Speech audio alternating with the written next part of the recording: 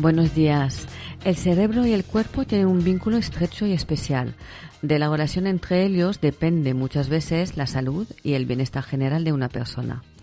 Es tan importante esa relación que puede causar enfermedades, pero también curarlas, o se trata de enfermedades imaginarias, porque sus efectos son reales, existen y son tratados, aunque pocas veces el tratamiento aplicado es efectivo. La mente es la que produce una idea de enfermedad que no existe, pero presenta síntomas y evidencias. Se cree que 1 de cada 3 problemas de salud se debe al estrés, la sobrecarga mental y la falta de herramientas psicológicas para llevar adelante una situación que nos aqueja. Hoy lo veremos con la psicóloga Laura Fuster y escucharemos testimonios de pacientes suyos. Allá vamos.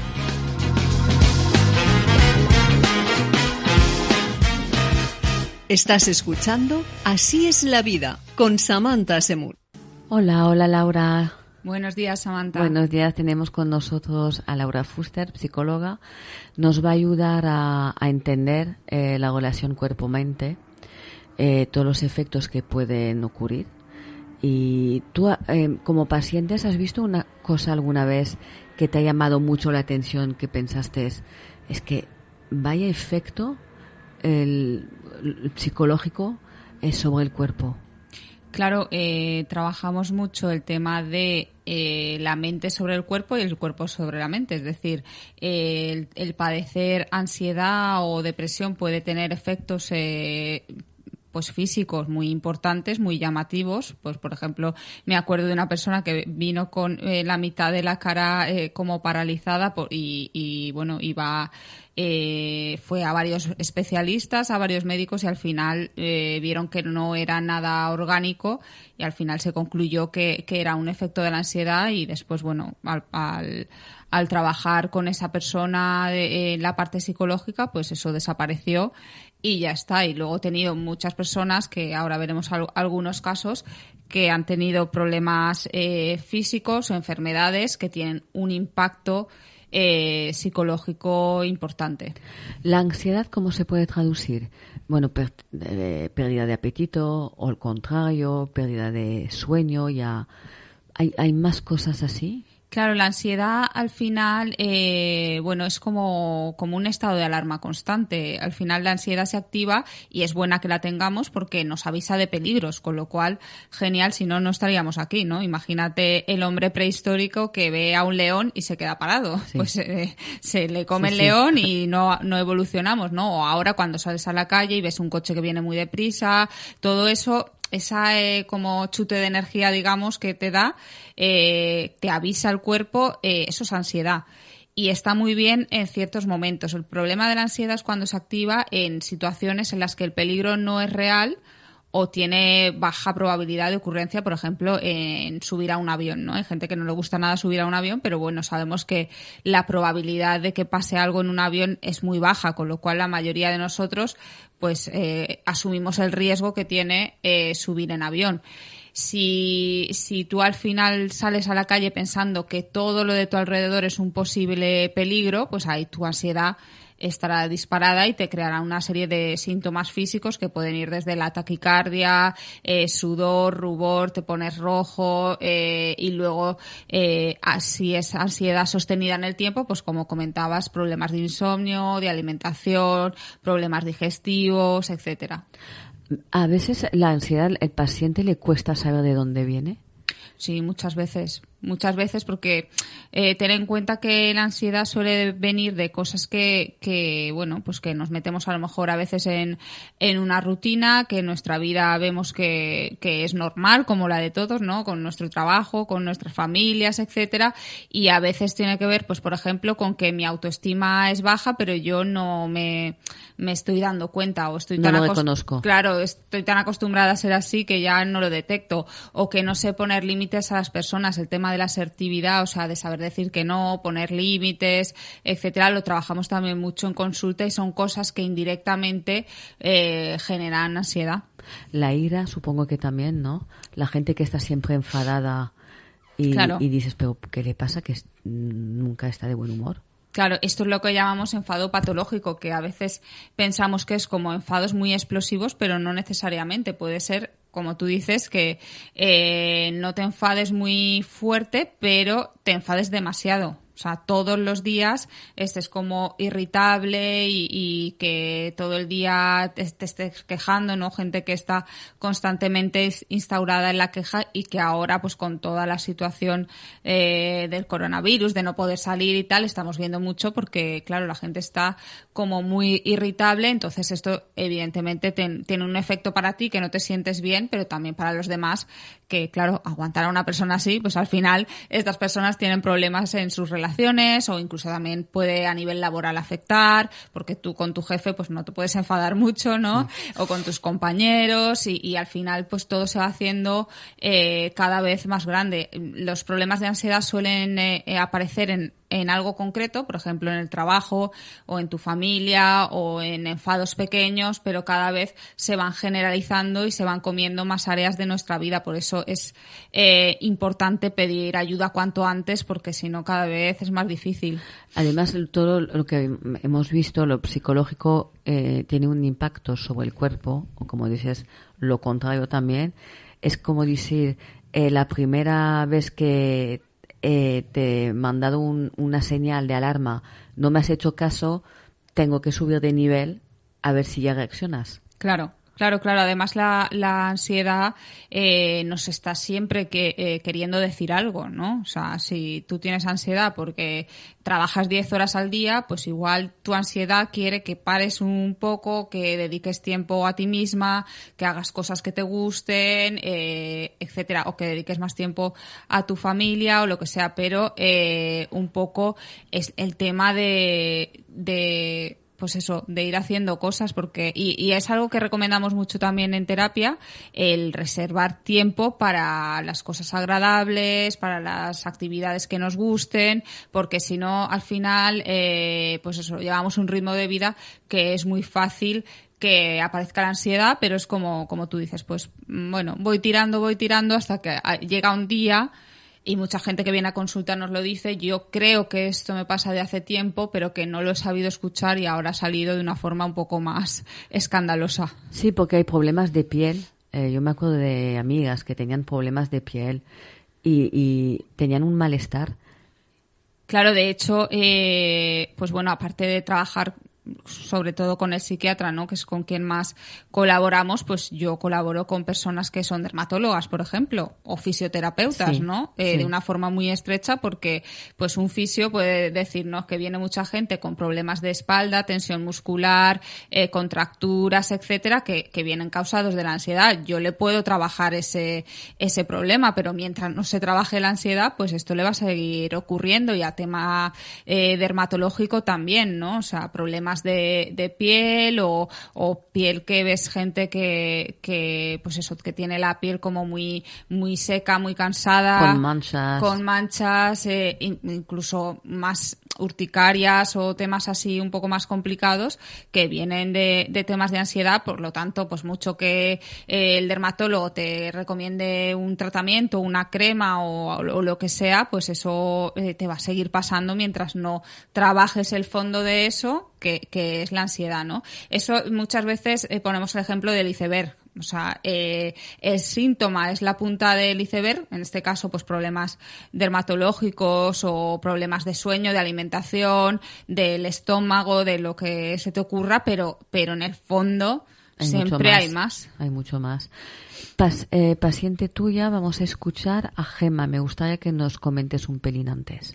Vale, pues Gemma tiene una enfermedad que ahora ella describe muy bien, que es el síndrome de Melier. Y esta enfermedad básicamente lo que hace es que le da...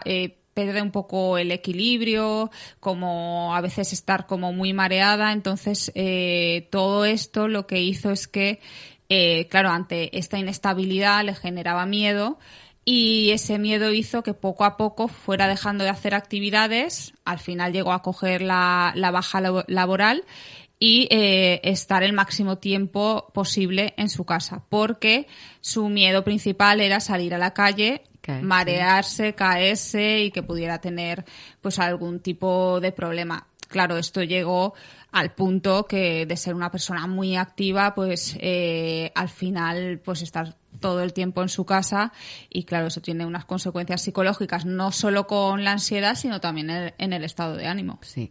Vamos a escuchar a Gemma. Soy una paciente de 35 años diagnosticada de síndrome de Meniere bilateral desde hace aproximadamente 20 años. Esta enfermedad, de incidencia minoritaria, se caracteriza por 3 síntomas principales: vértigos rotatorios, pérdida progresiva de la audición y acúfenos, que son ruidos permanentes en los oídos.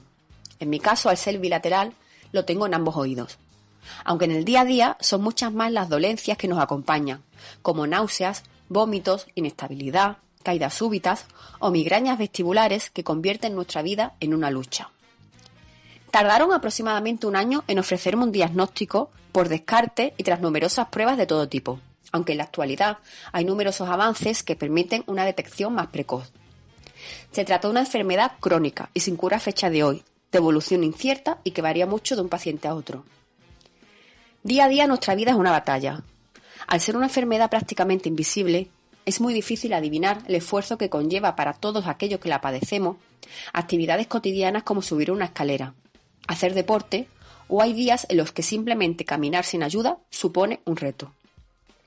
Los planes y proyectos, los sueños e ilusiones tienen que sufrir cambios constantes, porque reinventarnos en función de los síntomas y la evolución de la enfermedad es nuestra única opción de supervivencia.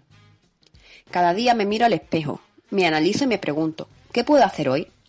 Hay días que me limito a sobrevivir, pero cuando los síntomas me ofrecen una mínima tregua, exprimo cada instante como si fuera el último. Porque al final entiendes que se trata de disfrutar extraordinariamente de las situaciones ordinarias y que a veces, de tan obvias que son las cosas, las obviamos. Debemos entender la vida como un regalo y no como un derecho, y la salud de la misma forma. A nivel psicológico, se trata de una enfermedad difícil de afrontar por ser crónica, por sus síntomas limitantes en periodos de crisis, por su invisibilidad y por su evolución tan incierta, ya que pueden sorprenderte las crisis en cualquier lugar, en cualquier momento, y eso suele desembocar en sentimientos como la frustración, el miedo a salir solos o simplemente a salir, que lleva a un aislamiento social muy peligroso, la ansiedad o la tristeza. Muchas personas pierden sus trabajos, otros pierden sus círculos sociales, otros a familiares o parejas, pero todos, absolutamente todos, perdemos una parte de nosotros mismos con ella. En mi caso, y desde hace meses, ha desembocado en una agorafobia contra la que me encuentro luchando en la actualidad. Y no es un caso aislado. La ansiedad en todas sus formas o la depresión son situaciones que acompañan a la enfermedad de manera habitual. A todas aquellas personas que han sido diagnosticadas de síndrome de Meniere, les aconsejo desde mi larga experiencia con la enfermedad que busquen un otorrino especialista en vértigo para un seguimiento de la misma. Y por otro lado, y tan importante como esto, que se apoyen en una terapia con psicólogo, ya que asumir de un día a otro que una enfermedad de estas características va a ser tu compañera de viaje no es fácil. Asimilarla e integrarla en tu vida tampoco. En mi caso ha sido fundamental la ayuda de estos especialistas, no solo para aceptar la enfermedad, sino para ir venciendo poco a poco la agorafobia que me acompaña desde hace algunos meses. Que no estáis solos en esta lucha. Existe una asociación a nivel nacional donde podéis encontrar comprensión, apoyo y respuestas a miles de preguntas que van surgiendo en este camino. Y que aunque a veces es muy difícil vivir con esta enfermedad, no es imposible. Es posible vivir con el síndrome de Meniere y además ser muy feliz. Da una lección también, ¿eh? Sí, claro. Imagínate pues estar todos los días pensando qué cosas puedo hacer hoy, qué puedo no hacer, o si voy a comer con mis amigos, si de repente me voy a encontrar mal, me va a dar un mareo. O sea, quiero decir, esto es complicado, pero bueno, al final ella concluye que se puede vivir así y se puede vivir y ser muy feliz. Lo que pasa que aquí hay varias cosas que ella comenta que son importantes. La primera es que es una enfermedad bastante desconocida y minoritaria, entonces nos falta muchísima información. Yo creo que cuando te diagnostican este tipo de enfermedad, pues dices, ¿qué? No sé de qué me estás hablando, ¿no? Y luego que es crónica. O sea, ella sabe que puede mejorar, pero no va a tener cura, con lo cual pues ella está con el tratamiento psicológico para el tema de la agorafobia, o sea, para empezar a salir de casa, que no le dé miedo y poder llevarlo lo mejor posible, y después con parte del otorrino para un poco exponerse a esos estímulos, al mareo, le molestan también muchas veces los sitios con muchas luces, con el cambio de luz, o cuando hace muy mal tiempo, o sea, hay cosas que hacen que sus síntomas se acentúen. Entonces mis síntomas se van a acentuar, pero eso no quiere decir que yo no pueda seguir haciendo una vida más o menos normal. Si lo suyo es no luchar contra lo que tienes, pero adaptarte lo mejor posible a lo que descubres que tienes. Exacto, y eso es también un proceso. Como ella decía, hay que contar a veces con los psicólogos simplemente para la parte de aceptación. Porque cuando viene un diagnóstico así, nos pasamos mucho tiempo luchando contra esto. No puede ser porque me ha tocado a mí, yo no quiero tener esto ya, pero es que ya lo tienes. Entonces, dentro de eso, una vez tenemos la aceptación, podemos trabajar para que tu vida sea pues lo mejor posible, y como dice este caso, pues al final ella es una persona que trabaja, que hace su vida totalmente normal, además es una persona muy activa, con lo cual se puede. Lo que pasa que claro, ella ha pasado un proceso de aceptación de esa enfermedad. Claro, porque tú cuando tienes un problema, cual sea, hay todo un proceso para que consiguen a saber lo que tienes. Entonces ahí estás, que sea grave, no sea grave. Después ya te lo dicen, ya ponen un nombre a esta enfermedad. Tienes que aceptarlo. Claro. Y tienes que adaptarte a la nueva realidad. Y también es importante el apoyo social, y yo creo que el informarte y conocer a otras personas que hayan pasado por lo mismo que tú. Por eso ella habla de una asociación a nivel español. Pues bueno, pues eso, ahora sí que de muchas enfermedades hay asociaciones en las que tú puedes, por ejemplo, si tienes un familiar que tiene Alzheimer, pues eso es algo muy complicado de llevar, pero si tienes una asociación en la que te explican más o menos el proceso, te dicen pues todo lo que podrá hacer, lo que no podrá hacer, cómo lo podéis llevar, pues temas incluso logísticos de la casa, cómo te puedes organizar la casa, todo eso, pues ya es muchísimo para aceptar esa situación y para llevarla lo mejor posible, este tipo de asociaciones. Me hizo pensar en la fibromialgia, lo que te dije. Uh-huh. Es que son unas enfermedades que además, hasta que llegues a saber lo que pasa... Claro, la fibromialgia al final lo que es eso, que una persona pues tiene dolor. Además ni siquiera es en un punto específico, con lo cual eso ya te hace sospechar, porque claro, tú vas al médico y dices, no, es que tengo dolor, y el médico lo primero que te dice es ¿dónde? Dices, no, en todo el cuerpo. Entonces, claro, muchas veces es verdad que estas personas primero tienen que aceptar la enfermedad, que es complicado. También, como esta paciente que hemos escuchado explica, el saber qué puedo hacer hoy y qué no puedo hacer en función de cómo me encuentre, eso es muy complicado, las limitaciones que pueden llevar en tu día a día. Y muchas veces, en el caso concreto de la fibromialgia, el tema de la incomprensión de su entorno, porque exterior. Es muchas veces como, bueno, ya, pero no te dolerá tanto, venga, va, que lo que tienes es pereza, o incluso que no se creen que haya un dolor real. Con lo cual lo que hacemos es primero trabajar la aceptación, después un poco el entorno y tal, y también pues que sí que hay un poco la relación de que cuanto tú más te fijas en el dolor más está. Sí. Entonces, un poco saber llevarlo sin estar al 100% pendiente todo el día de eso, que ya es difícil porque el dolor es real. Entonces, pero sí que sabemos que si tú, por ejemplo, tienes un día un dolor de cabeza, cuanto más te fijas en el dolor de cabeza, seguramente se acentúa. Entonces, es algo un poco parecido, lo que pasa que mucho más complicado porque, claro, imagínate tener dolor constante casi todo el día en la mayor parte de tu cuerpo, claro. ¿También enseñáis a los pacientes a reaccionar frente a la gente que no entiende? Claro, porque ahí al final trabajamos mucho el tema de la asertividad como secundario a un montón de cosas o personas que vienen específicamente a trabajar, pues por ejemplo, no sé poner límites con la gente, no sé decir que no, etcétera, ¿no? Y en el tema de las enfermedades, pues también, porque hay un montón de enfermedades que tú pues te sientes incomprendida o que a lo mejor tampoco en un momento dado te apetece dar explicaciones de por qué sales del trabajo o por qué en mitad de la jornada laboral te tienes que ir a tu casa o por qué vas tanto al baño o por lo que sea. Entonces, enfrentarse a esas situaciones y saber gestionarlo, pues es una de las cosas que trabajamos en la consulta. Sí, porque supongo que al principio o se aíslan porque no quieren dar explicaciones o se enfadan porque ven estas personas que no les creen.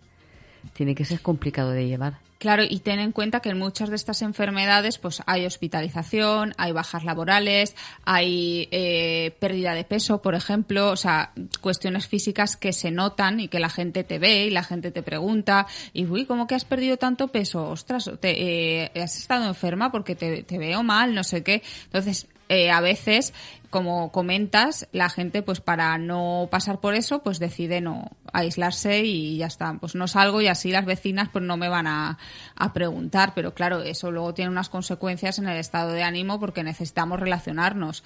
Y otra parte es, pues vale, te contesto, pero te contesto mal, ¿no? O sea, me enfado o no te lo digo, pero después yo me llevo un poco la rabia a mi casa de, mira, fíjate, nadie me entiende, no me comprenden. Pues bueno, todo eso también hay que saberlo llevar. ¿Hay problemas psicológicos que la gente va arrastrando y que puede llegar a comunicar a los demás? Sí. ¿Ciertos miedos o...? Sí, al final yo creo que, bueno, cada vez afortunadamente se habla más de salud mental. También vemos que en redes sociales o gente famosa sale en la tele y lo dice. Entonces eso ayuda mucho a visibilizar que igual que tú puedes decir voy al dentista o bueno, pues he tenido un problema pues eso, de salud, del que sea, o me van a operar o lo que sea, puedes decir pues he tenido un problema de pareja o con mi jefe o lo que sea y he tenido que recurrir a un psicólogo y no pasa nada. Yo sí que veo que de hace casi 10 años que tenemos la consulta, ahora ha habido mucho cambio. Antes sí que, pues eso, la gente, incluso gente que te decía, no, es que mi mujer no sabe que vengo. O cosas así, ¿no? Sí. O nadie de su familia, no, es que yo no lo cuento, yo digo que voy al médico y vengo aquí, o cosas así, y ahora la verdad es que no lo encontramos tanto. Es que ya está más aceptado, pero creo que, como dices, hace más de 10 años atrás, vas a un psicólogo, estás loco. Claro. Sí, está muy asociado y eso, bueno, pues desde las redes sociales que tenemos, bueno, tenemos Laura Fuster, psicóloga, redes sociales de Instagram, Facebook, YouTube, etcétera, hacemos una labor de divulgación precisamente para eso, para que no asociamos el ir al psicólogo a estar loco ni tener problemas emocionales como ansiedad, depresión. No tienen nada que ver que tú en un momento o en un periodo de tu vida tengas ansiedad y estés loco, no tiene nada que ver. Entonces, al final, también esta idea hace, y es muy peligroso, que dejemos esa ansiedad para cuando ya no puedo más, voy al psicólogo, porque es cuando ya, pues eso, estoy en un estado emocional muy alterado. No, tú puedes estar bien y querer prevenir ciertas cosas. Por ejemplo, yo estoy más o menos bien, pero que veo que mi autoestima está un poco baja últimamente. Pues antes de llegar a estar fatal, puedo ir a un psicólogo y trabajar eso y que no llegue a ser un problema grave. Además, vosotros como psicólogos, yo lo que veo es que sois muy neutrales. Es decir, que si la persona necesita una opinión, no es un amigo, no es una amiga que tenga una opinión subjetiva, que quiera o no, vosotros sois profesionales y vais a dar un punto de vista objetivo. Claro, y además lo que solemos hacer es trabajar los pensamientos precisamente con la objetividad. A veces estamos tan metidos en el problema que necesitamos a alguien externo, a alguien que vea desde fuera y que nos ayude a trabajar nuestros pensamientos para verlos de una forma objetiva y luego ya, por supuesto, las decisiones las toma el paciente. Nosotros nunca nos metemos ni en dar una opinión personal ni ni un juicio de valor, por supuesto, ni en decir tienes que hacer esto o tienes que hacer lo otro, ¿no? Pues trabajamos estos pensamientos que veo que están siendo demasiados negativos, y una vez trabajados, cuando tú te sientas mejor y tengas menos ansiedad, seguramente puedas tomar decisiones mucho mejores y mucho más adaptadas a la situación actual. Tú, Laura, tu especialidad, ¿qué tratas en prioridad? Nosotras somos psicólogas clínicas y sanitarias, con lo cual, trabajamos con adultos, con niños, con adolescentes, pero en estos, pues eso, como te decía, casi 10 años, lo que más hemos visto es ansiedad y depresión. Ansiedad tiene un montón de problemas asociados a la ansiedad. Puede ser pues desde fobia social, trastorno obsesivo compulsivo, crisis de ansiedad o ataques de pánico. O sea, dentro de la ansiedad hay muchas partes, y luego depresión, pues eso, estado de ánimo bajo, que al final entras en un círculo en el que es complicado salir, sobre todo esas dos. Antes no se hablaba tanto de ansiedad ni de depresiones. Claro, es que fíjate que yo creo que hace años era más la depresión y la ansiedad estaban, pues imagínate, tabú, ¿no? Era un poco tabú. Claro, era tabú y estaban como equilibradas. Yo creo que ahora la ansiedad ha despuntado muchísimo y bueno, siempre están muy relacionadas, porque si tú tienes depresión seguramente te sientas ansiosa por no poder hacer ciertas cosas o sentirte mal, y si tienes ansiedad muy probablemente empieces a dejar de hacer cosas que te gustan y tal, y el estado de ánimo baje. O sea, van muy relacionadas, pero se hablaba poco y como te digo, pues afortunadamente cada vez, y creo que también con los últimos tiempos que estamos viviendo, cada vez se está hablando más de salud mental y de la necesidad de cuidar no solo lo físico, sino también lo psicológico. ¿Tú crees que tiene que ver también la multitud de informaciones que recibimos al día y de lo atentos que tenemos que ser? Hay teléfonos móviles, tienes medios de comunicación, quieres hacer muchas cosas durante el día, te desplazas para hacer más cosas también. ¿Esto puede crear justamente esta ansiedad o estas depresiones? Claro, el ritmo de vida que llevamos seguramente esté influyendo mucho, y como tú dices, pues eso, un montón de estímulos solo con algo que llevamos en la mano, que es el móvil. Tienes estímulos infinitos porque entras en internet y puedes saltar de una noticia a otra, y a veces ni siquiera la eliges tú, que eso es algo también que hemos visto mucho con el tema del COVID. A algunas personas con estado de ánimo ya muy bajo, que tenían depresión o lo que sea, les llegamos a recomendar que no vieran mucho los informativos, porque podían estar pues eso todo el día con noticias negativas y eso afectarles en su proceso. Y a veces es que decían, ya, pero es que yo no lo quiero ver, pero es que me salta la noticia en el móvil. Sí. O entro en las redes sociales y me salta esa noticia también. Entonces, aislarse de eso es complicado. Lo que yo siempre recomiendo es que seamos selectivos con la información que consumimos, con los medios que vemos, con las redes sociales también, pues no creernos todo lo que sale, porque al final también hay mucha gente que, por ejemplo, se compara con los demás, ¿no? Hay estas vidas que salen en Instagram, por ejemplo, que parece que todo es perfecto y que nos puede llegar a crear ciertos complejos o ciertas ansiedades que después dices, no, es que nada de eso es del todo real. Entonces, es que te crea un peso social, porque es lo que dices cuando ves estas imágenes de perfección. Dices, es que tengo que trabajar más esto, tengo que esforzarme más, es que tengo que llegar a este modelo. Exacto, sí, o ves que, pues por ejemplo, yo en Instagram tengo a muchas psicólogas y digo, ay, esta chica cómo consigue llegar a todo, ¿no? Porque tienes tus sesiones, tienes que atender a los medios, tienes que después estar continuamente publicando en las redes sociales. O sea, al final tu trabajo no es solo ser psicólogo, sino un montón de cosas más, igual que el mío, pues el de todos, ¿no? Pero claro, tú dices, a lo mejor un día te sientes orgulloso y dices, he llegado, lo he hecho bien, tal, y entras en Instagram y ves que la otra ha hecho algo más y ya empiezas a cosas así. O, por ejemplo, tú no tienes ninguna necesidad pues de tener pareja, pero un fin de semana pues estás en casa y ves que todo el mundo ha salido con su pareja. Pues quiero decir, te puede incluso llevar a tener necesidades que tú misma no tienes, o sea, que son creadas o son sociales, como comentabas, y que eso al final te lleva a una infelicidad porque no estás decidiendo tú realmente, en el fondo. Sí. Vamos a escuchar a Ana, que nos hablará de su ansiedad. Hola, soy Ana y bueno, me gustaría compartir con otras personas mi experiencia con la ansiedad y mi experiencia también con la terapia. Voy a empezar contando cómo me afectó un diagnóstico tardío de una enfermedad. En mi caso se mezclaron síntomas reales con pensamientos irracionales y bueno, pues esto lo viví como una bomba de relojería. Mis analíticas daban unos resultados muy malos y esto disparó mis miedos, que se unieron pues a unos pensamientos de muerte. Pensaba que me iba a morir, que no, pues bueno, pues que me iba a morir, que no tenía solución. No sabía lo que me pasaba.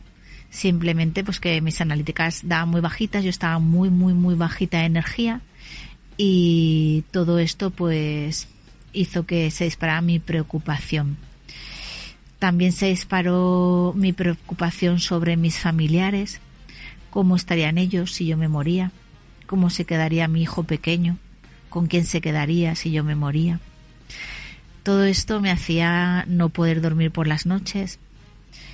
Me metí en un círculo de búsqueda en internet a ver qué es lo que me pasaba, cuál era mi diagnóstico, cuál era mi enfermedad. Esto me hacía ir cada día al hospital. En el hospital era el único sitio en el que yo me sentía bien. Era como una fuga para mí, como una vía de escape. Y era donde conseguía que mi ansiedad se calmara, pero no era la solución. No podía estar siempre metida en un hospital, ni podía estar siempre mirando internet. Y bueno, pues mis pensamientos cada vez iban a más. Cada vez eran pensamientos más drásticos, pues de muerte constantemente. Finalmente, dentro de toda mi avalancha de pensamientos destructivos, pues vino un rayo de luz y fue cuando decidí buscar ayuda externa. En este caso encontré a Laura y estuve leyendo también sobre la terapia cognitiva conductual. Y bueno, pues en un momento pensé que podría ser interesante y desde luego que necesitaba ayuda, porque yo sola ya no podía manejar esa situación. Ya se estaba convirtiendo en algo desesperante, empecé a perder peso por mi ansiedad, se agravaban los síntomas, pero no porque mis analíticas eran bajas, sino porque yo misma dentro de esa ansiedad, al no dormir, no comer, bajar peso, se aumentaba la preocupación, pues entré en un círculo vicioso en el que yo no era capaz de poder manejar la situación yo sola. Los médicos decidieron ir descartando, entonces me pidieron una analítica para descartar la leucemia. Bueno, eso ya me hizo disparar todas las alarmas. Ya todo era mucho más dramático, todo ya era como el final de mi vida y bueno, fue cuando llamé a Laura y pedí una primera cita con ella. Fui a su consulta y bueno, pues le conté todo lo que me pasaba, cuál era mi motivo. Y siempre he sido una persona muy positiva, siempre he sido una persona pues de no parar, de estar haciendo mil cosas en mi vida y no podía entender por qué yo estaba ahí metida, cómo me había podido meter en ese hoyo, ni cuál iba a ser la salida, ni si yo iba a volver a ser la misma persona que había sido todo el tiempo atrás. Pensaba que no y como que necesitaba a alguien que por favor me orientara. Laura me ayudó y la terapia me ayudó pues a relativizar mucho los pensamientos intrusos que cada día me acechaban de esa forma tan fuerte, que tanta ansiedad me creaban. También me ayudó a filtrar los pensamientos, a no dejar entrar a los pensamientos que no tocaban. Pues bueno, fue la verdad que una terapia para mí que me devolvió la vida. que finalmente mi diagnóstico fue una mononucleosis con síntomas fuertes, pero no era nada, no era ninguna enfermedad grave, pero mi mente fue más allá, hasta el punto de quedarme completamente inmovilizada, tumbada en un sillón, y casi, me costaba vestirme y salir a la calle a caminar. No me quería mirar a los espejos, me veía cara de cadáver. Fue una situación horrorosa.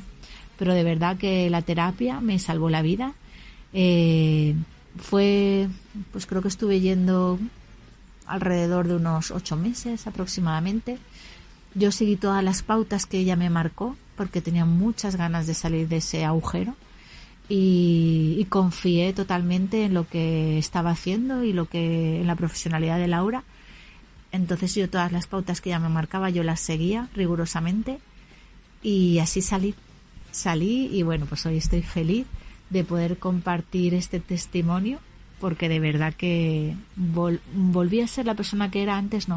Volví a ser todavía mejor, porque ahora ya sé pues cómo he de filtrar mis pensamientos, no dejo entrar los pensamientos que no tocan. Es algo muy automático porque mi mente ya se acostumbró a hacerlo. Al principio costó un poquito, tenía que escribir, tenía que analizar mis pensamientos.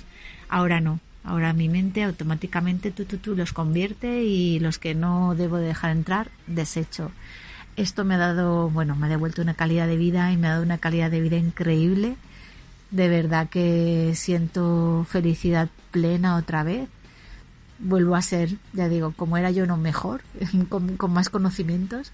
Y desde luego que recomiendo la terapia a cualquier persona que se pueda encontrar en una situación similar a esta, porque es una tabla de salvamento, es lo que va a ayudarte a salir, y con mucha más facilidad, y de verdad que después te va ayudar a poder hacerlo por ti misma, por ti sola. O sea que súper recomendado. Y doy muchísimas gracias hoy en día a Laura Fuster, y estoy feliz de poder compartir con vosotros este testimonio, porque eso supone que yo he pasado ese gran bache. Y nada, muchísimas gracias de corazón. Un besito. Laura, lo que más me ha gustado, estoy feliz de verdad y estoy mejor que antes.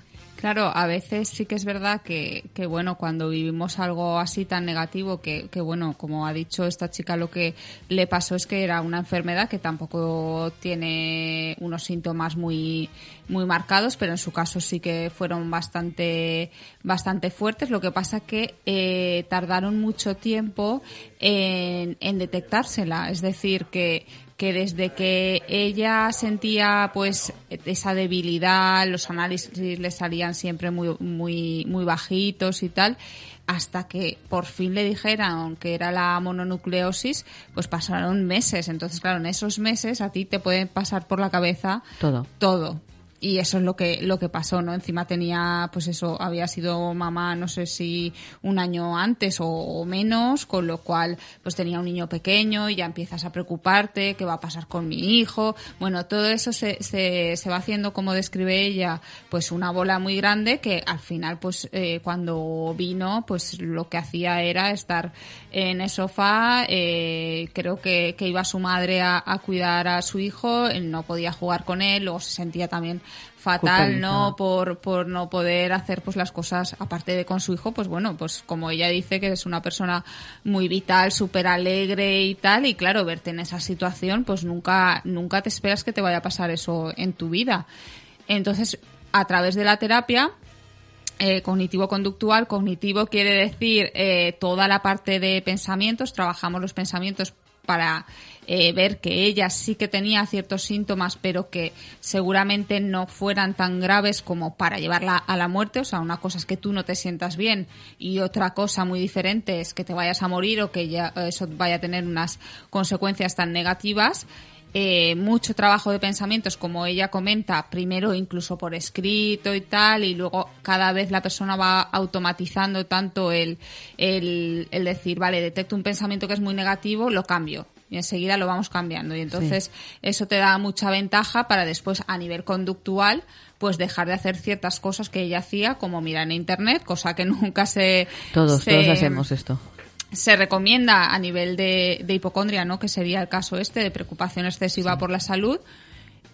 Porque bueno, en internet podemos encontrar de todo, no somos médicos, con lo cual aunque encontremos algo que sea veraz y que sea científico, no lo vamos a entender, con lo cual no se ve nada. Exacto. Y después pues el tema de ir en exceso al hospital, el constantemente estar comprobando o preguntando a su marido cómo me ves hoy la cara, si estoy más blanca, no estoy más blanca, o sea, pues todo esto, evitar mirarse en el espejo porque decía que se veía como cara muy, muy demacrada y todo esto, pues a nivel cognitivo los pensamientos y a nivel conductual pues dejar de poco a poco de hacer esas cosas para recuperar un poco el bienestar. Y como dice ella, pues ahora en la terapia cognitivo-conductual al final sí que es verdad que mucha gente viene por un problema específico, pero después se puede extender a un montón de cosas de nuestra vida, porque al final es aprender a filtrar esos pensamientos negativos que nos vienen y que pues muchas veces no tienen ninguna base en nuestra vida realmente, son automáticos, te vienen, tú no sabes de dónde vienen, pero sí que te generan un impacto emocional. Supongo que das herramientas también a la familia en este caso, ¿no? Claro, ahí intentábamos pues eso, que en la medida de lo posible y avisando a la paciente, en este caso a Ana, que no le hicieran mucho caso en ese sentido. Lo que pasa que ahí es complicado porque al principio de la terapia ella se llegaba a enfadar de no, si te digo que me lleves al hospital, me tienes que llevar al hospital porque esto es muy grave, porque tal. Pero claro, eso es un escape. Eso lo que hace es me baja la ansiedad porque yo ya me siento que estoy en un lugar seguro, pero claro, cada vez lo voy a hacer más. Y además esa ansiedad la tengo que bajar yo por mí misma, con mis propios pensamientos, sabiendo que no es nada tan grave y que yo no tengo ninguna necesidad de ir al hospital. También antes hablabas de un tipo de patología, que es que no saben decir que no.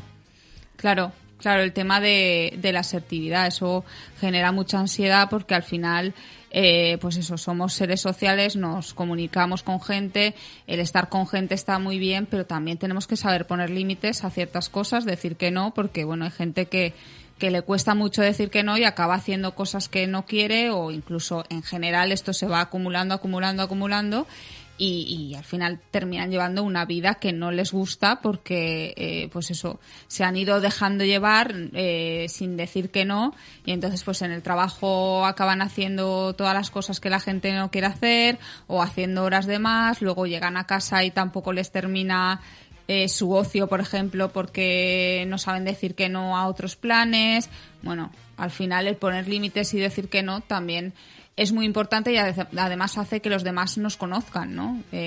Pues que sepan lo que nos gusta, lo que no nos gusta y lo que pueden proponerlos, lo que no, lo que vamos a aceptar, lo que no. Y esta gente que no sabe decir que no, al final tiene la sensación de que los demás, pues eso, no les conocen, no cuentan con ellos, se aprovechan de ellos y al final dicen, bueno, es que a veces lo decimos en consulta, los demás tienen todo el derecho del mundo a pedirte cosas, pero tú tienes todo el derecho del mundo a decir que no también. Decir que no. ¿Estos casos tienen que ver con la educación? Claro, y además es que yo creo que es súper general, ¿no? Que a todos seguramente nos han dicho que como casi que es de mala educación decir que no, o reservarte tu tiempo es como ser egoísta, o hacer las cosas que a ti te gustan es ser egoísta, y para nada, o sea, quiero decir, no tiene nada que ver el priorizarte a ti de vez en cuando, creo que no es que sea egoísta, sino que es necesario. Igual es aprender a decirlo de cierta forma, con educación. Claro, aquí lo que pasa es que en el tema de la asertividad mucha gente es pasiva, que no sabe decir que no, y cuando ya explota se pasa al lado agresivo, que es el de por arriba, ¿no? O sea, como pues eso, más agresivo, de decir las cosas mal o volverse un poco más autoritario o tal. El término medio es lo que sería la asertividad, o sea, decir lo que yo quiero, lo que yo pienso, respetando también lo que el otro quiere, piensa, y decirlo con educación, y en principio no habría ningún problema. ¿A partir de qué momento piensas que hay que acudir a un psicólogo cuando notas que que algo va mal cuando los demás te llaman la atención sobre Mucha esto? gente lo detecta por los demás, pero tú mismo lo puedes detectar. Pues eso, si tú un día estás triste, no pasa nada. Aquí los psicólogos lo que solemos ver como un poco como referencia es la frecuencia, la intensidad y la duración. Es decir, si tú todos los días estás triste con una intensidad muy fuerte y esa tristeza te dura pues días o semanas, no la puedes parar, etcétera, entonces pues eso, intensidad, frecuencia y duración sería una alarma, y después que influya en otros tiempos en otras áreas de tu vida, ¿no? Si tú, por ejemplo, ves que se está viendo afectada tu relación de pareja, tu relación con tus hijos, tu trabajo, que no rindes bien, que no te concentras, o sea, todo eso puede hacerte saltar las alarmas y pues eso, considerar que pedir ayuda, pues eso, pues está bien, no pasa nada, ¿no? El psicólogo no es ya nada del otro mundo, nada raro, y puede venirte bien un poco para organizar esas ideas.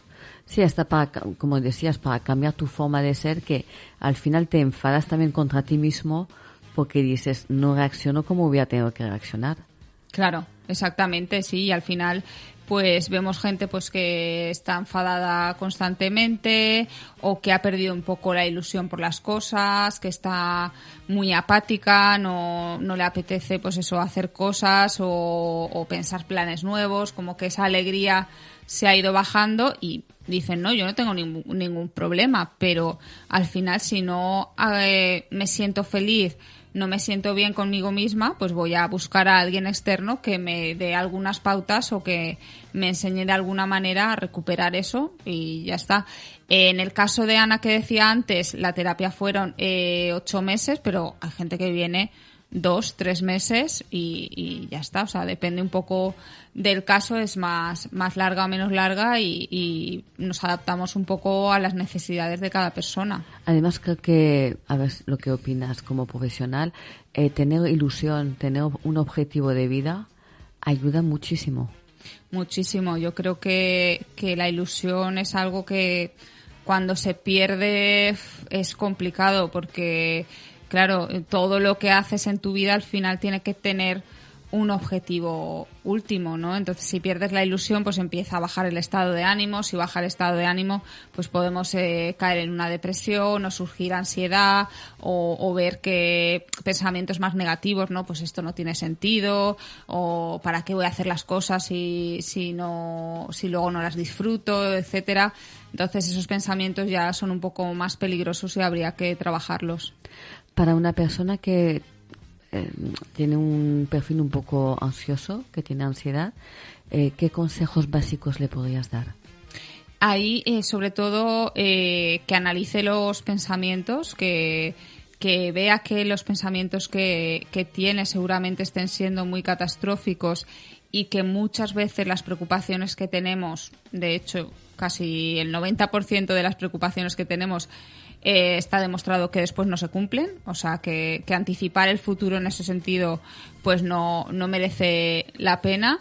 Después que también se permita el estar mal de vez en cuando, porque la culpa también es una cosa que aparece mucho en las personas que tienen ansiedad o que tienen problemas psicológicos, aunque sea de manera puntual. Es como, bueno, si yo tengo trabajo, tengo mi familia, estoy bien, ¿cómo puede ser que aún así yo esté triste? Bueno, pues de vez en cuando pasa y ya está. Y luego que no esperen tanto para contar con un profesional, ¿no? Porque a veces vemos casos que trabajados en unos meses antes hubieran ido mucho mejor, pero que cuando llegan a consulta ya se ha ido liando tanto todo, ¿no? Afectando a tantas áreas de la vida de la persona que después es un poco más complejo. Las personas intentan aguantar, ¿no? Al máximo. Claro. Le estamos viendo un poco un cambio de tendencia, de todas formas, porque ahora sí que se habla más de salud mental, la gente lo comunica más, dice más que va al psicólogo. Entonces, pues bueno, la gente anticipa un poco más, pero solemos aguantar, y yo creo que lo mejor, tanto en salud física como en salud mental, es la prevención. O sea, ni siquiera que llegues a eso, ¿no? El tener una vida pues estructurada de una forma en la que tú sepas gestionar tus emociones, sepas detectar tu tristeza, tengas herramientas para saber qué hacer cuando te pasan ciertas cosas o cuando te sientes mal, y de esa forma no llegar a tener un estado patológico de ansiedad. ¿Depresión? Claro, y con la depresión lo mismo. Lo mismo. Claro, porque al final la tristeza está bien, tiene una función. Es como que nos para de golpe, a veces de una forma un poco violenta, ¿no? Para que reflexionemos, para saber que algo no está bien, o que algo no nos ha gustado, o que algo en nuestra vida pues ha sido negativo, pues como puede ser un duelo, un fallecimiento, una pérdida de un trabajo, y que tenemos que procesar y volver a adaptarnos a eso, pero claro, cuando eso se extiende mucho tiempo es muy peligroso. Entonces, la depresión también hay que trabajarla, hay que tratarla, y podríamos hacer muchas cosas para prevenirlo, como yo siempre digo, desde el colegio. O sea, estaría muy bien que los niños ya tuvieran información o formación sobre gestión emocional. ¿Esto nunca se ha planteado, lo de los niños? Cada vez más colegios parece que lo están haciendo.